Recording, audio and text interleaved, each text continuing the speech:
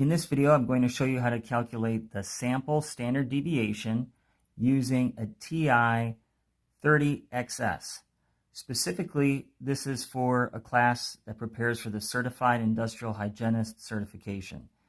And in the class, I gave students some data points and asked them to calculate the sample standard deviation. I'm going to show you how it's done on this calculator. So we're going to turn it on. And to calculate standard deviation, we're going to have to hit this data button. And then we enter in the data. So the sample problem given was the data set included 7, 9, 9, another 9, 10, another 10, and 18. Hit enter. So the data is in, and now we have to calculate the standard deviation. All right, to do this, we want to go, basically we're looking for some statistical analysis of the data set. So right above data, you see this green word that says stat. To get to that, we have to hit the second button, and then data, really we're hitting the stat above it. Now some of this stuff comes up, I don't even really know what it is, so I just hit this about 4 times. Okay, calculate.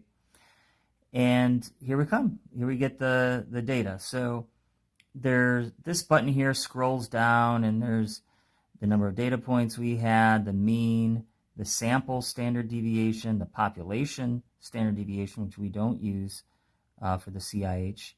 Lots of other stuff down in here if you were so inclined to use it.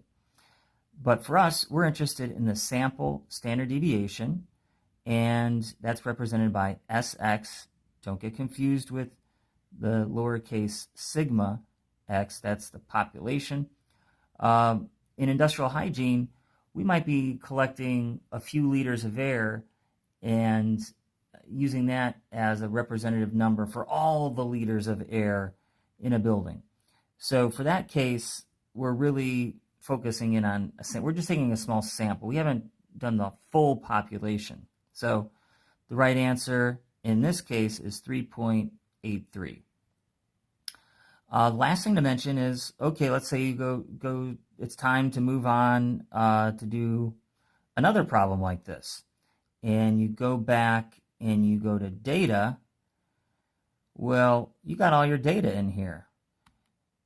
You might hit the clear button, but that just brings you back to the normal screen where you might just be doing some normal math here.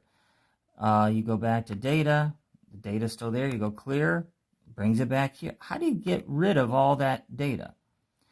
Well, you have to hit data a second time. So you hit data twice, and then you have this option to clear, and I click enter. Now all that data is cleared out. And then to get back to the normal screen and do other types of calculations, you just hit the clear button. All right, so hopefully that helps.